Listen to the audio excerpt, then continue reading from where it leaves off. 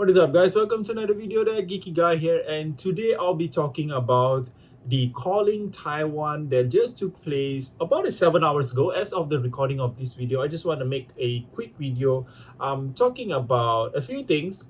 So there are some good stuff, and also unfortunately in the finals there are some stuff to talk about there. But let's just get into it. The stream itself is excellent. So there are two streams going on during the event. So there is the Chinese commentary, and then there is also the English one. So the English one, I watched both actually. So the Chinese one was done by the commentary was done by Limbo, which I believe was the Taiwan Nationals champion. And then there's a co-commentator, which I don't really remember the name, unfortunately. Sorry about that. But I can understand Mandarin, so the commentary they gave was really insightful, especially from Limbo side. And then the event itself, the stream itself is super smooth, and then everything was without hiccups. And then we also get to see some of the Asian LGSs. So we don't really get to see, usually the focus is more on the European and the North American side. So it's nice to see something focused on the Asian, as I'm from Malaysia, so that's really something nice to see, a big event taking place in Asia. Also, as for the English commentary, excellent work, of course, by DM Armada and also Flake, I believe, from the Instant Speed podcast. So these are some of the guys that you should definitely check their YouTube channels out. I'm going to leave the link in the description so you guys can check them out. I believe if you are into Flesh and Blood, you should already know these guys, especially DM Armada. So their commentaries are great, and then the gameplays by the player themselves. If you watch the gameplay, especially the top 8, you can learn we actually can learn quite a bit of things. And then in the top 8, they are mostly Star Wars. I believe there are 300 plus players in the event, and then about 100 plus of them are Star Wars. As expected, Star Wars is the meta now. So there are slight differences in the build, but still most of them actually run Awakening, which is to be expected. Take a bunch of damage, play Awakening, which is a key card in Star Wars deck, and then bust out a huge attack like Pulverize, Crippling Crush, and then just mess your opponent up. Also, we saw some prisms, so there are some prisms, and then interestingly, there are some feature match. They actually featured a Katsu, which I believe did not make it into the top 8. So they are Viscerize, but not as much as Star Wars. And then so basically the three main heroes during the event are Star Wars, and then we have Viscerize, and then the Prism. So that's actually the meta that we should expect. So there are not any crazy builds. It looks like Taiwan is basically really following the meta. So as the meta, so they are not any unique. I wouldn't say unique, but any out of the ordinary hero that actually made it in the top 8. The stuff that is not really nice that happened in the finals was by a chain player, which I'm going to show a quick clip now, where he was actually suspected to be swapping cards.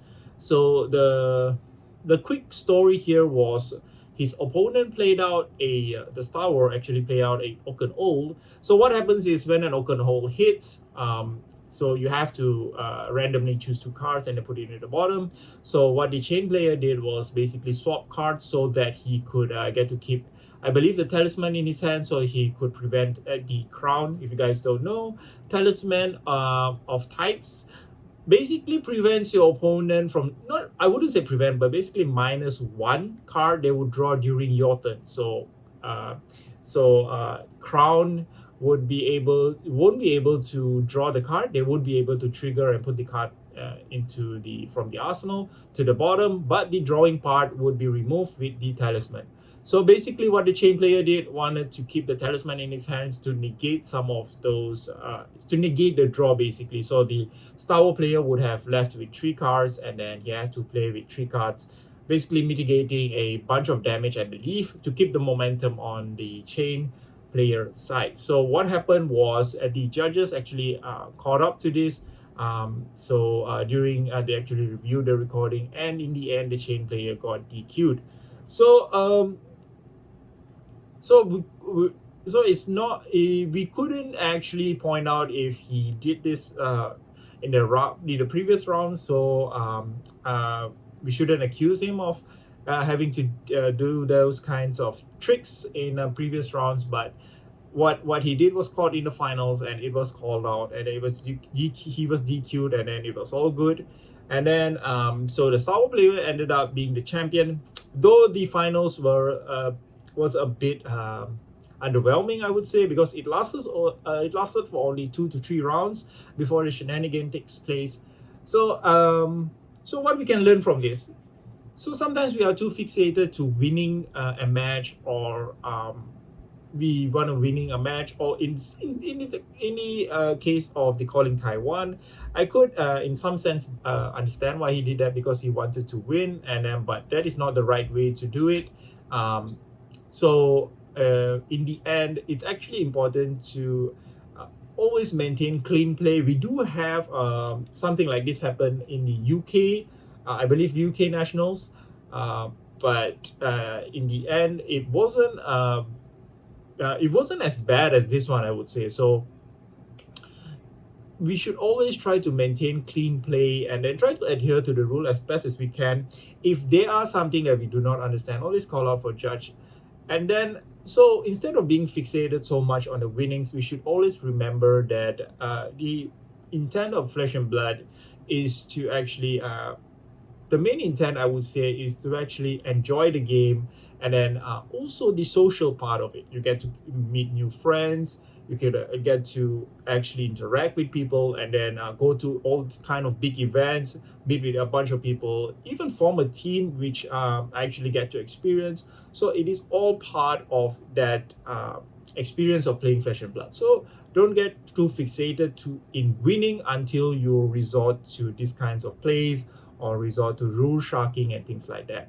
But if you have something you don't understand, anything that your opponent does, especially if you're a beginner, so if you have something that is in doubt, you can always check with your opponent or your judge, just to understand what is going on, get a better understanding of the game. That's the right way to do it. That's pretty much it, guys. That's a quick update on the Taiwan, the calling Taiwan. Great event overall, even though the finals were a bit underwhelming because of those kind of play. Also, I hope people don't go chase the chain player around, and then trying to send threats and those kind of stuff. So that should be prevented. I hope that the LGSs still give him the chance to actually play in events and stuff. Because even though he did that kind of dirty play, I believe to reach that kind of level, he must have a good understanding of the mechanics. So he must be a good player in some sense. So thank you very much for watching, guys. That's my thought. And then basically like, subscribe if you like the video. I make deck tags and stuff. You can check out my channel. I'm gonna be working on more commoner deck tag, and even some classic constructed, because ProQuest season is coming up. And Commoner is another format I would like to focus on, because it's getting more and more popular, interestingly, because it is now an official format supported by LSS. So thank you very much for watching, guys. See you guys in the next one.